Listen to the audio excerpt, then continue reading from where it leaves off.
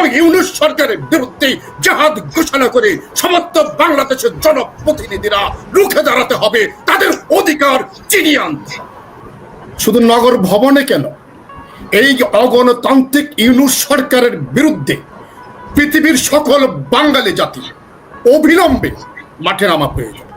কারণ এই ইউনূস সরকার একটি দেশকে ডিস্ট্রয় করে দিচ্ছে, একটি জাতিকে ডিস্ট্রয় করে দিচ্ছে, খণ্ড বিখণ্ড করে দিচ্ছে। একদিক অর্থনীতি ধ্বংস করে দিয়েছে, অবকাঠামো ধ্বংস করে দিয়েছে, এই দেশের রাজনীতি ধ্বংস করে দিয়েছে, এই দেশের সমাজনীতি, সমাজের পরস্পরের সাথে যে মিলেমিশে একসাথে থাকবো সেটা ধ্বংস করে দিয়েছে। সুতরাং শুধু নগর ভবন নয়, ইউনূসের বিরুদ্ধে অনতিবিলম্বে পৃথিবীর সকলকে মাঠে নেমে আসার জন্য আমি আবেদন করছি।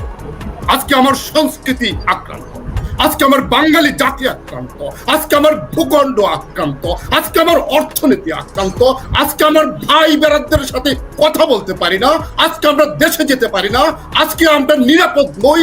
আজকে মব বাহিনী সৃষ্টি করে ইউনূস সরকার সমস্ত বাংলাদেশকে একটা জাহান্নামে পরিণত করেছে। এই জাহান্নামী সরকারের বিরুদ্ধে জিহাদ ঘোষণা করা পৃথিবীর মানুষকে এগিয়ে আসার জন্য আমি আহ্বান।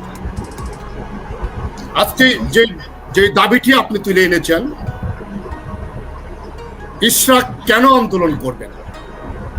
সর্বোচ্চ আদালতের রায় নিয়ে গণতান্ত্রিক প্রক্রিয়ায় যে মানুষকে দিনের পর দিন তাকে দায়িত্ব দেওয়ার জন্য অনুরোধ জানাচ্ছেন, আন্দোলন করছেন, অথচ টালবাহানা করে, মিথ্যাচার করে, চিটিং করে এই সরকার ইশরাককে তার যথাস্থানে মূল্যায়ন করছেন না এবং তার দায়িত্ব বুঝিয়ে দিচ্ছেন না। এই মুহূর্তে যদি সমস্ত বাংলাদেশের পৌরসভার কাউন্সিলরকে নিয়ে, সমস্ত বাংলাদেশের মেয়রদেরকে নিয়ে ইশরাক হোসেন একটি বলিষ্ঠ শক্তিশালী কাউন্সিল গড়ে তোলে, আমি মনে করি এটা যথার্থ হবে এবং ইউনূস সরকারের বিরুদ্ধে জিহাদ ঘোষণা করে সমস্ত বাংলাদেশের জনপ্রতিনিধিরা রুখে দাঁড়াতে হবে, তাদের অধিকার ছিনিয়ে আনতে। আমি সাধুবাদ জানাই ইশরাককে। ইশরাক যে পদক্ষেপ নিয়েছে এটা উনি যথার্থ পদক্ষেপ নিয়েছে, আইনগত পদক্ষেপ শুধু নয়, এটা সামাজিকভাবে, রাজনৈতিকভাবে এটা বৈধ একটা জিনিস। এই বৈধ মানুষগুলিকে অবৈধ বানিয়ে যে অবৈধ ইউনূস সরকার যে কাণ্ডগুলি করছে তার বিরুদ্ধে অবশ্যই সোচ্চার হতে হবে সমস্ত বাংলাদেশের মানুষ। আরেকটা কথা বলবো, 5ই আগস্টে সরকার পতনের পর আমাদের দেশপ্রেমিক সেনাবাহিনী যে দায়িত্ব নিয়েছিলেন, একের পর এক সেনাবাহিনী প্রতারিত হচ্ছে, সেনাবাহিনী দ্বারা বাংলাদেশের মানুষ প্রতারিত হচ্ছে। কেন ওনারা দায়িত্ব নেওয়ার পরও মবের হাতে আমাদেরকে জীবন দিতে হবে? কেন ওনারা দায়িত্ব নেওয়ার পরে আমরা নির্বাচন পাবো না? কেন ওনারা দায়িত্ব নেওয়ার পরেও আমাদের জীবনের নিরাপত্তা পাবো না? কেন একের পর এই যে ডিসেম্বরের মধ্যে নির্বাচন, পুলিশ স্টপ ইত্যাদি, উনাকে বোল্ড আউট করে ডক্টর মোহাম্মদ ইউনূস নির্বাচন ঘোষণা করলেন কখন? এপ্রিল মাসে। তার মানে কি ইউনূসের কাছে সেনাবাহিনী কিছু না, বাংলাদেশের মানুষ কিছু না, গণতান্ত্রিক প্রক্রিয়া কিছু না, তার কাছে তিনি যেটা মনে করবেন সেটাই করবেন। কে দিয়েছে তাকে অধিকার? কোথায় থেকে সে পেল তার এই স্বৈরাচারী অধিকার? কে দিয়েছে তাকে অধিকার? আমরা আসবো আবার আপনার কাছে। একেবারে একটা প্রশ্ন আমি করে গেছিলাম professor doctor lieutenant colonel Nazmul Hasan Kalimullah আপনার কাছে, যে এই যে মিস্টার ইশরাক হোসেন যে দাবি তুলেছেন, তিনি হুমকি দিয়েছেন তিনি যে নগর ভবনে কোনো উপদেষ্টা বা কোনো প্রশাসককে বসতে দিবেন না, এবং গত কয়েকদিন ধরে আপনি জানেন যে নগর ভবন তালাবদ্ধই, কোনো ধরনের কাজ হচ্ছে না। শুধু নগর ভবন না, বাংলাদেশের সকল স্থানীয় সরকারের যেসব টায়ার আছে সব টায়ারে একই চিত্র, মানুষ সেবা পাচ্ছে না। কারণ প্রশাসক যাদের নিয়োগ করা হয়েছে তারা হয়তো মনে করেন আপনার একদিন গেলেন তো উপজেলা পরিষদে বসে বা জেলা পরিষদে বসে বললেন যে সেখানে যেতে, সেখানে গিয়ে একদিনে কাজ হয় না, নানা রকম ভোগান্তি, মানে হ্যাসেলের মধ্যে আছেন। এই অবস্থায় ইশরাক নগর কাউন্সিল গঠনের যে বিপ্লবী নগর কাউন্সিল গঠনের যে কথা বললেন, হুমকি দিলেন, এইটা আসলে কি ধরনের প্রভাব পড়বে সরকারে, এবং সরকার সেটাকে কিভাবে দেখবে? এবং এই নগর কাউন্সিল হলে সারা দেশে যে যারা বরখাস্ত হলেন, যাদেরকে বরখাস্ত করা হলো, তারা কি আবার নতুন করে উদ্যোগী হবেন কিনা, তারাও নগর কাউন্সিল গঠন করবেন কিনা, অনেকে এরকম মনে করছেন। দেখুন, আপনাকে আমি বলেছি যে এই সরকার ক্ষমতা আসার পরে পালাক্রমে বাংলাদেশের বিভিন্ন অঞ্চলে স্থানীয় সরকারের প্রতিনিধিবৃন্দ, যেহেতু আমি বিষয়টা নিয়ে গবেষণা করি সেই কারণে আমার সঙ্গে দেখা করেছেন, মিথস্ক্রিয়ায় লিপ্ত হয়েছেন এবং তাদের অনুভূতি আমার সঙ্গে শেয়ার করেছেন। এখন তাদের অনুভূতি মানে হচ্ছে স্থানীয় জনগণের অনুভূতির প্রতিফলন খুঁজে পেয়েছি এবং স্থানীয় জনগোষ্ঠী হতাশ। তারা মনে করেছিলেন যে এই পরিবর্তন তাদের জীবনের মান উন্নত করবে, তাদের জীবনাচরণ পাল্টে দেবে, সেবা সর্বোচ্চ গুরুত্ব দিয়ে বিবেচিত হবে। কিন্তু বিধিবাম আপনার এই বিপ্লবী তকমা গলায় নিয়ে তারা এমন পরিস্থিতির সম্মুখীন তাদের হতে হলো যে তা কখনোই তারা পশ্চিমকালেও চিন্তা করেনি। এমনকি পাকিস্তান আমলে বা সামরিক শাসন আমলেও কিন্তু স্থানীয় সরকারের প্রতিষ্ঠানে কেউ হাত দেয়নি। একেবারে নিম্নতম পর্যায়ের যে প্রতিষ্ঠান ইউনিয়ন পরিষদ, তার কিন্তু তাদের কার্যক্রম পরিচালনা করতে সক্ষম হয়েছে। এখন এই সরকার প্রথম থেকেই হয়তো চিন্তা করেছে যে তারা আশ্রয় প্রশ্রয় এবং আশকারা দিয়ে একটি নতুন দল গঠনের যে উদ্যোগ গ্রহণ করা হয়েছে তার জন্য স্পেস তৈরি করবে, একেবারে তৃণমূল পর্যায় থেকে শুরু করে সর্বোচ্চ পর্যায় পর্যন্ত।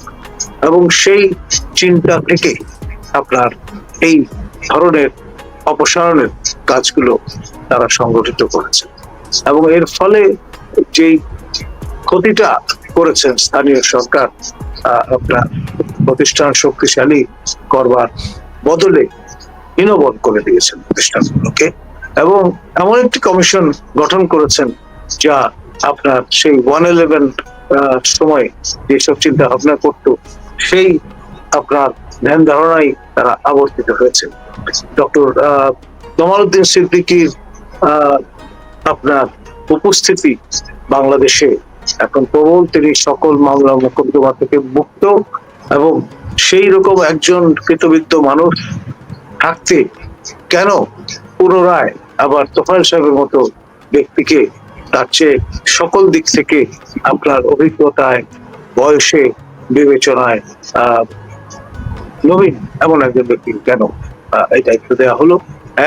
সেটিও অনেকে মনে করছেন দুরভিসন্ধিমূলক। অনেকেই স্থানীয় সরকারের প্রতিনিধিবৃন্দ আমাকে তা জানিয়েছেন, দল মত নির্বিশেষ। ধরুন, যারা আওয়ামী লীগ করতেন, যারা বিএনপি করতেন, যারা বাম ধারা বিভিন্ন রাজনীতি করতেন, কিংবা আপনার ইন্ডিপেন্ডেন্ট ক্যান্ডিডেট হিসেবে জয়লাভ করেছেন, সবাই কিন্তু এই বিষয়ে একমত যে কমিশনটি গণবিরোধী কমিশন এবং এটি জনগণের করের টাকা অপচয় করেছে। পরিষ্কার। এখন মানুষের আপনার তো ধৈর্যের সীমা আছে, ইশরাক এর আপনার ধৈর্যের বাঁধ ভেঙে দেওয়ার মতো একটা জায়গায় নিয়ে যাওয়া হয়েছে এবং সেই কারণেই তিনি হয়তো ঈদের পরে এই আন্দোলন নামতে বাধ্য হবেন এবং তা কিন্তু উৎসাহিত করেছে ইসলামী আন্দোলনের সে বরিশাল যে নেতা চরমনায়ের হুজুরের যারা অনুবর্তী, তাদের একে একে আপনি খেয়াল করে দেখেন, রংপুর হচ্ছে জাতীয় পার্টির স্ট্রং, সেখানে মোস্তফা সাহেব তিনি আন্দোলনে হুমকি দিয়েছেন। আমি ব্যক্তিগতভাবে তাকে চিনি এবং তার একাধিক নির্বাচন আমি পর্যবেক্ষণ করেছি। তিনি পপুলার একজন মানুষ এবং তার মতো একজন শান্তিপ্রিয় মানুষ, তাকেও কিন্তু এই রকম একটি এক্সট্রিম পজিশনে ঠেলে দেওয়া হয়েছে। এখন ধরুন, সরকার যদি মনে করে যে সবাইকে নিবর্তন এর মাধ্যমে আপনার নিস্তেজ করে দেবে, সেটি কিন্তু একান্ত বোকামি মূলক একটি চিন্তা। কারণ যদি খেয়াল করুন, এখন যদি দলে দলে সকল প্রতিনিধি এবং তাদের অনুবর্তী যারা, তারা যদি স্বেচ্ছা কারাবরণ কর্মসূচি ঘোষণা করেন, তখন কি দাঁড়াবে? আপনি কয়জনকে জেলখানায় ঢোকাবেন? কয়জনের মুখ আটকে দেবেন? কয়জনের উপর শারীরিক নির্যাতন করবেন? আর যে সমস্ত কথাবার্তা বলে আপনার ক্ষমতায় এসছেন, ঠিক উল্টো কাজটি যখন করবেন, 1 ঘন্টাও কিন্তু নৈতিক ভাবে টিকে থাকবার কোনো স্পেস আপনাদের থাকবে না। না, তাহলে এই যে বিপ্লবী কাউন্সিল গঠন হবে, এইটা তো স্পার্ক করবে নিশ্চয়ই, সারা দেশে ছড়িয়ে পড়বে। সবাই কিন্তু একেবারে মানুষের উপস্থিতিতে আছে। আমার প্রশ্ন, ইশরাক যদি সবাইকে ডাকেন, সকল জনপ্রতিনিধিদের যারা বরখাস্ত হলে তাদেরকে যদি ডাকেন, আমরা সবাই একইভাবে বিপ্লবী কাউন্সিল গঠন করতে চাই, সেক্ষেত্রে কি হবে পরিস্থিতি? সেক্ষেত্রে এই ইউনূস পরিচালিত কেন্দ্রীয় সরকার আপনার রীতিমতো যেটাকে আমি বলবো বিচ্ছিন্ন এবং কোণঠাসা হয়ে পড়বে। They won't be able to deliver। এমনি তো যেখানে তারা তাদের রাজ্যপাট চালাচ্ছেন, সচিবালয় বিক্ষুব্ধ হয়ে আছে, কোন সেক্টর বাদ দেয়, প্রত্যেকেই হতাশ। এখন আপনার একের পর এক শুভঙ্করের ফাঁকি কয়দিন দেখাবেন? আর যেখানে আপনার স্বাধীনতা এবং সার্বভৌমত্বের প্রশ্ন এখন হুমকির মুখে, সেই জায়গাটাও কিন্তু সবাই তাকিয়ে আছে। তো ফলে আপনার ইউনূসের এই নোবেল ম্যাজিক আলটিমেটলি লোকজন খাবেন সোজা ওটা। তার মানে এক ধরনের অস্থিরতা আপনি দেখছেন সামনে, ঈদের পরে, ছুটির পরে একেবারে সীমাহীন, যেটাকে বলে ইংরেজিতে টকবক টকবক করছে। বিপ্লবী নগর কাউন্সিলটা তাহলে আপনার কাছে মনে হচ্ছে এটা হয়েই যাবে? এটা সময়ের দাবি, এটা করা উচিত, কার্যকর করা দরকার বিপ্লবী নগর কাউন্সিল। সেক্ষেত্রে ইশরাক পাইনিয়র হতে পারেন সরকারের বিরুদ্ধে অবস্থান নিয়ে। তার পিতার মতোই তিনি তার যে নগরবাসী, তার যে কনস্টিটিউয়েন্ট যারা, তাদের প্রতি তিনি তার যে দায়বদ্ধতা সেটি মনে রেখেছেন, সেই জন্য তাকে ধন্যবাদ। একেবারে সঙ্গে থাকুন, আমরা শুনছিলাম প্রফেসর ডক্টর নাজমুল হাসান কলিমুল্লাহর কথা। একটু যদি শুনি মুর্শিদ উদ্দিন আহমেদ, আপনার কাছে কি মনে হয় যে ইশরাক যে পদক্ষেপটা নিয়েছেন বিপ্লবী নগর কাউন্সিল করার, সেই বিপ্লবী নগর কাউন্সিল কি আপনার কাছে মনে হচ্ছে সারা দেশে ছড়িয়ে পড়বে? যেসব জনপ্রতিনিধিরা অহেতুক বরখাস্ত হয়েছে নির্বাচনের মাধ্যমে, আপনাদের একটা যে জানি রাখি, স্থানীয় সরকারের যে নির্বাচন হয় সেখানে অলমোস্ট ভালো নির্বাচন হয় এই কারণে সেখানে রাজনৈতিক দলের চাইতে পাড়া এলাকা, এপার ওপার, বাটি, তারপর উজান ভাটি, তারপরে আত্মীয়তার বন্ধন, এইসব বেশি কাজ করে এবং নির্বাচন যথেষ্ট স্বচ্ছ পরিচ্ছন্ন হয়। ফলে তারা নির্বাচিত হয়েছেন প্রকৃত নির্বাচনের মাধ্যমে। এইটা মানে অভিযোগ দেওয়া যাবে না যে কারচুপি করে নিয়ে গেছেন, এরকম নজির দেখা যায় না। তো সেক্ষেত্রে এই জনপ্রতিনিধিদের আপনি এক কলমের খোঁচায়, যেটা বলছিলেন প্রফেসর ডক্টর নাজমুল হাসান কলিমুল্লাহ, এক কলমের খোঁচায় আপনি সকল নির্বাচিত ম্যান্ডেট নেওয়া লোকজনদেরকে তাড়িয়ে দিলেন। তারা যদি এখন একত্রিত হন ইশরাকের এই আহ্বানে, আপনার কাছে কি মনে হচ্ছে তাদের পক্ষে কি একত্রিত হওয়া সম্ভব কিনা, বা একত্রিত হওয়া উচিত কিনা, তাদের দাবিটা তারা আদায় করে নেওয়া উচিত কিনা?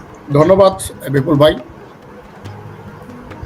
সমস্ত বাংলাদেশে গণতান্ত্রিক প্রক্রিয়ায় যে স্থানীয় নির্বাচনগুলো হয়েছিল, কোথাও কদাচিৎ ব্যত্যয় ঘটতে পারে, অবশ্যই স্থানীয় সরকার নির্বাচন চমৎকার এবং সুন্দর নির্বাচন হয়।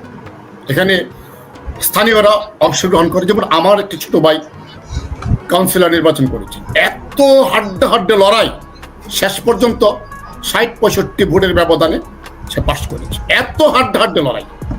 এখন আমি আমার এলাকার কথা বললাম, এবং সমস্ত বাংলাদেশে এই কাজটা হয়ে থাকে। যেই লোকগুলি বাংলাদেশের স্থানীয় সরকারকে পরিচালিত করবে, স্থানীয় জনগণকে, বাংলাদেশের নাগরিকদেরকে সেবা দিবে, সেই সেবা থেকে তাদেরকে বঞ্চিত করে একটি অগণতান্ত্রিক ভাবে। এখন আমি অগণতান্ত্রিক বলবো এই জন্য, প্রথমত আপনারা অনেক ডিবেট করেন, কেন অগণতান্ত্রিক, কেন এই সরকারি কোনো ম্যান্ডেট নেই, কেন এই সরকার বাংলাদেশের মানুষের উপর আর ছড়ি ঘোরাতে পারে না, সেটা আপনারা বলেছেন। এই গণতান্ত্রিক প্রক্রিয়া নির্বাচিত সমস্ত বাংলাদেশের জনপ্রতিনিধিদেরকে উনি বরখাস্ত করে একদল কারাপ্টেড লোক সেখানে নিয়োগ করেছে, তারা টাকার বিনিময়ে এখন তার সেবা দিচ্ছে। টাকা দিলে রাস্তা হবে, টাকা দিলে সার্টিফিকেট হবে, টাকা দিলে আমি নিজে সাক্ষী। আপনি যদি প্রমাণ চান আমি প্রমাণ সহকারে উল্লেখ করতে পারি। আমার বাড়ির রাস্তা করার জন্য পৌরসভা রাস্তা করার জন্য টাকা চাচ্ছে, টাকা ছাড়া রাস্তা হবে না। টাকা কারা চাচ্ছে? আমার এলাকায় পৌরসভা যারা এই দায়িত্বে আছেন তারা, সমস্ত বাংলাদেশে তারা আজকে কারাপশনের সাথে জড়িয়ে গেছে। এবং আমি মনে করি সমস্ত বাংলাদেশের জনপ্রতিনিধিদের এই ইশরাকের ডাকে সাড়া দিয়ে অনতিবিলম্বে তাদের গণতান্ত্রিক অধিকারকে আদায় করে নেওয়া এবং ইশরাককে অনতিবিলম্বে এই সরকারের উচিত হবে তার অধিকারটুকু ফিরিয়ে দেওয়া। আমরা ঈদের পরে কি হতে যাচ্ছে আমরা জানি না, তবে ভালো কিছু হতে যাচ্ছে না। আমরা ভালো কিছু হতে যাচ্ছে না বলেই সংবাদ পাচ্ছি।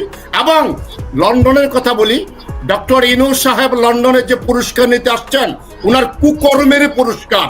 উনার মব বাহিনী যে কাজ করছে, মানুষ হত্যা করছে, সেই মানুষ বাহিনী হত্যা করার জন্য, বাংলাদেশকে দ্বিখণ্ডিত করার জন্য, বাংলাদেশকে জাহান্নামে পরিণত করার জন্য ইউনূস সরকার সেই পুরস্কার নিতে লন্ডনে আসছে। লন্ডনের প্রবাসীরা তাকে প্রতিরোধ করার জন্য, প্রতিহত করার জন্য প্রস্তুত হয়ে আছে। ইউনূস সাহেব আপনি আসুন, আপনাকে প্রতিরোধ করার জন্য হাজার হাজার প্রবাসী লন্ডনে অবস্থান করছে। আপনি এনিওয়ে আপনি আপনার সাবজেক্টের বাইরে চলে যাচ্ছি, দুঃখ প্রকাশ করছি। আজকে বাংলাদেশ যেখানে গণতান্ত্রিক প্রক্রিয়ায় চলার কথা ছিল, আগের সরকার গণতান্ত্রিক ছিল না, নির্বাচন ভালো ছিল না, তাদেরকে আপনারা বিতাড়িত করেছেন। আজকে আপনারা কি করছেন? আজকে কোন গণতন্ত্র বাংলাদেশে আছে? আজকে নির্বাচনের জন্য আপনার কাছে ভিক্ষা মাগতে হয় কেন? আপনার কাছে বারবার যেতে হয় কেন? আপনি নির্বাচন দেন স্যার, নির্বাচন দেন। Who you are, what is your contribution in Bangladesh? What is your contribution our freedom fighter? আপনি মুক্তিযোদ্ধার সনদ দিবেন রাজাকারদেরকে সাথে নিয়ে। রাজাকারদের সনদ বাংলাদেশ মুক্তি বাহিনীর মুক্তিযোদ্ধারা ঘৃণা করে প্রত্যাখ্যান করবে। আমি একজন মুক্তিযোদ্ধার সন্তান, আমার বাবা বাংলাদেশের জন্য যুদ্ধ করেছে, আমার বাবা বাংলাদেশের জন্য রক্ত ঝরিয়েছে, আমার বাবার সার্টিফিকেট রাজাকাররা দিবে? ইম্পসিবল, হতেই পারে না, হতেই পারে না। ইংলিশ রাজাকারদের প্রতিনিধিত্ব করছে, ইংলিশ ৭১-এর পরাজিত শক্তির প্রতিনিধিত্ব করছে। ইংলিশ সরকার বাংলাদেশের মানুষকে জাহান্নামের দিকে ঠেলে দিচ্ছে, বাংলাদেশের ভূখণ্ডকে বিক্রি করে দিচ্ছে। সুতরাং ইংলিশ সরকারের আর একটি মুহূর্ত বাংলাদেশের ক্ষমতায় থাকার নৈতিক এবং সামাজিক আইনগত কোনো অধিকার নেই। ইংলিশ সরকারকে বিদায় নিতেই হবে। বাংলাদেশ বাঁচাতে হলে, বাঙালি জাতিকে বাঁচাতে হলে, বাংলাদেশের সম্প্রীতি ধরে রাখতে হলে ইউনূসকে বিদায় করার ছাড়া দ্বিতীয় আর কোনো পন্থা বাংলাদেশ মানুষের হাতে নেই। আমি সবাইকে অনুরোধ করব, বাংলাদেশ সেনাবাহিনীকে অনুরোধ করব, বাংলাদেশকে বাঁচান, বাঙালি জাতিকে বাঁচান, বাংলাদেশের মুক্তিযোদ্ধাদেরকে বাঁচান, বাংলাদেশের ৭১-কে বাঁচান, বাংলাদেশের মুক্তিযুদ্ধের চেতনাকে বাঁচান। একেবারে সঙ্গে থাকুন। আমরা একেবারে শেষ পর্যায়ে চলে আসছি। যদি একটু আপনার কাছে শুনি, professor doctor lieutenant colonel Nazmul Hasan Kalimullah, আপনার কাছে একটু শুনি স্যার, যে এই যেটা বলছিলেন মুর্শিদ উদ্দিন আহমেদ, যেটা বলছিলেন যে এই যে জনপ্রতিনিধি না থাকায় নানাজন নানাভাবে দুর্নীতিতে, একদম এই দুর্নীতি এখন প্রায় প্রকাশ্যেই আমরা তো দেখেছি। স্থানীয় সরকারের যিনি উপদেষ্টা আছেন, সেই তরুণ উপদেষ্টার আর এপিএস ৩১১ কোটি টাকার মালিক হয়ে গেছেন মাত্র কয়েকদিনে। এটা কয়েকদিনই বলবো, ৮-৯ মাস না, আসলে মাত্র কয়েকদিনে। বা স্বাস্থ্য উপদেষ্টার প্রিয় এইরকম এপিএস এইরকম ১০০ কোটি টাকার মালিক হয়েছেন এইভাবে। এখন প্রশ্ন হচ্ছে যে এই যে জনপ্রতিনিধিদের, হ্যাঁ বাংলাদেশের মতো তৃতীয় বিশ্বের দেশগুলোতে দুর্নীতি হয়, জনপ্রতিনিধিরাও অনেকে দুর্নীতি করেন না তা না, কিন্তু বেশিরভাগ জনপ্রতিনিধি দুর্নীতি করলেও এলাকার মানুষের সঙ্গে বিট্রে করেন না, কাজটা করেন। সেক্ষেত্রে এই যে রাস্তা করতে টাকা চাচ্ছেন, রিলিফ কার্ডের জন্য টাকা চাচ্ছেন, বা এইটার জন্য ওইটার জন্য এই যে দুর্নীতি হচ্ছে, এইটা কি এই জনপ্রতিনিধি না থাকার ফলে আরো প্রসারিত ব্যাপ্তি ঘটবে কিনা এদের? দেখুন, স্পেসটা তো কেন্দ্রীয় সরকারই তৈরি করে দিয়েছে। আপনার কেন্দ্রীয় সরকার তাদের যে হোল বা গ্রিপ, সেটি সর্বব্যাপী করার একটা চিন্তা থেকে এই কাণ্ডটি করেছে। আপনার আমি তো অবাক হব না যে একটা সুদূর প্রসারী চিন্তা মাথায় নিয়ে স্থানীয় সরকারগুলো ভেঙে ফেলার চেষ্টা চলছে। আপনার এই যে যারা নির্বাচিত হয়ে এসছেন তাদের মেয়াদ শেষ হওয়ার আগেই তাদের আপনার অপসারণটা, এটা একেবারেই আমি বলবো গণবিরোধী একটি পদক্ষেপ। এক, দ্বিতীয়ত এই জন্যে জাতির কাছে নিঃশর্ত ক্ষমা প্রার্থনা করা উচিত সংশ্লিষ্ট ব্যক্তিবর্গের, এবং তাদের সসম্মানে পুনরায় আপনার তাদের পদে দায়িত্ব পালনের সুযোগ করে দেওয়া জরুরি। এবং যেই সময়টায় তারা দায়িত্বের বাইরে ছিলেন সেই সময়টা তাদের মেয়াদের সঙ্গে যুক্ত করে দেওয়াটা হচ্ছে এখন সময়ের দাবি। এক, দ্বিতীয়ত যে বিষয়টা সেটি হচ্ছে আপনার সেন্ট্রালাইজড কাঠামো তৈরির চিন্তা হয়তো ব্যাক অফ দ্য মাইন্ড আছেন। এবং প্রফেসর ইউনূস কখনো নির্বাচন করেননি, আপনারা কেউ কখনো তাকে নির্বাচন করতে দেখেছেন? তিনি একবার স্বপ্নের রাজনৈতিক দলের রূপরেখা হাজির করেছিলেন জনসমক্ষে, পরবর্তীতে তীব্র জনরোষের মুখোমুখি হয়ে তাকে একেবারে মানে দুঃখ বলে বিদায় নিতে হয়েছে এই অঙ্গন থেকে।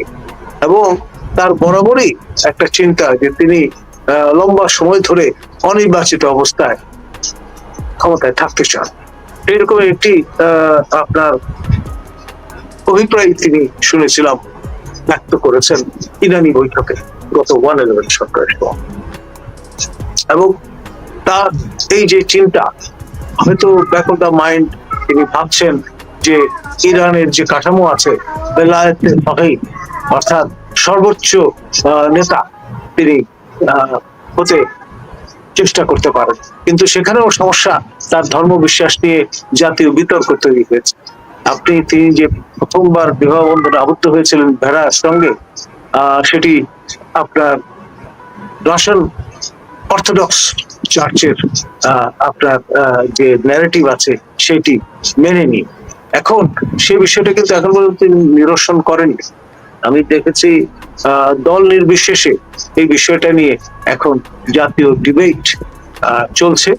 এবং আপনি খেয়াল করে দেখেন, তিনি সবসময় সমুদ্র তেরো নদীর ওই পারে আপনার অবস্থানরত পিনাকি ভট্টাচার্য, যাকে নিয়ে বড় বড় প্রশ্নবোধক চিহ্ন আছে, তার মাধ্যমে তার উইশ লিস্টটা হাজির করেন এবং সবাইকে মেলাইন করবার চেষ্টা করেন, which is really unfortunate. ইদানিং আমি খেয়াল করছি তিনি যারা তার সমালোচনা করেন, তার বিভিন্ন ইস্যু নিয়ে কথা বলছেন, তাদেরকে টার্গেট করবার একটা প্রচেষ্টা পরিলক্ষিত হচ্ছে। তার আপনার যারা লেসপেন্সার আছেন তাদেরকে দিয়ে নানান রকমের অযৌক্তিক যুক্তি হাজির করে বক্তব্য খণ্ডনের একটা চেষ্টা যেমন শুরু করেছেন, সেই সঙ্গে আপনার পান্নার মতো অ্যাঙ্কর কিংবা মাসুদের মতো অ্যাঙ্কর তাদেরকে মেলাইন করবার একটা চেষ্টা কিন্তু পরিলক্ষিত হচ্ছে।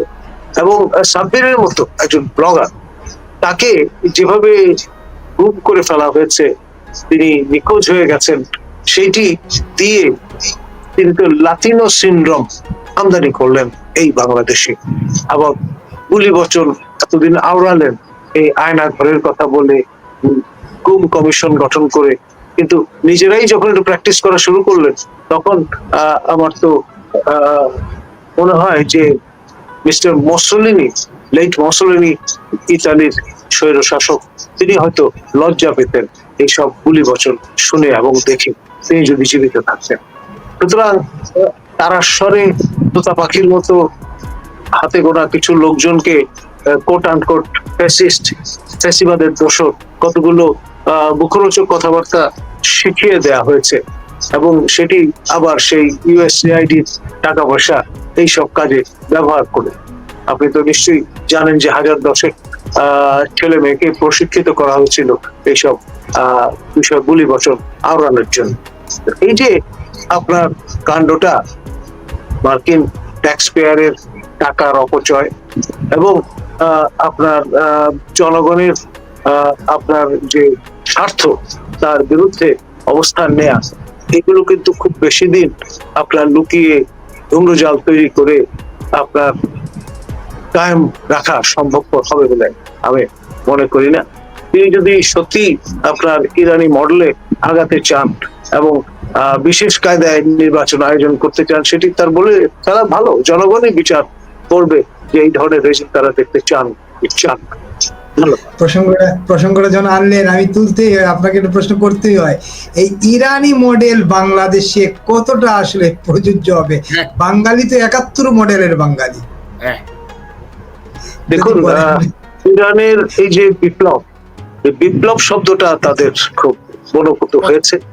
এখন ইরানের সর্বোচ্চ ধর্মীয় নেতা তিনি কিন্তু নির্বাচিত নন এবং সর্বময় ক্ষমতার অধিকারী। যারা নির্বাচিত তাদের আনসিট করবার ক্ষমতা রাখেন।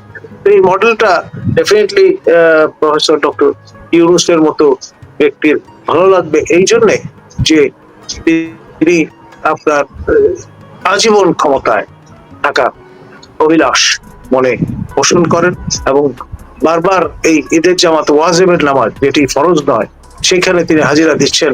ফরজ নামাজ যেটি প্রতি শুক্রবার আপনার জুম্মার নামাজে আমরা কোনোদিন তাকে দেখিনি। তিনি হজব্রত পালন করা থেকে বিরত থেকেছেন, এমনকি রসুলের সুন্নত যে শস্য সেটিও আমরা কিন্তু তার দলে কখনোই শোভা পেতে দেখিনি। প্রতিদিন ক্লিন শেভ করেই তিনি কিন্তু এই বেলাতে ফকি হওয়ার প্রচেষ্টায় রত। এটা রিকনসাইল করা খুব মুশকিল।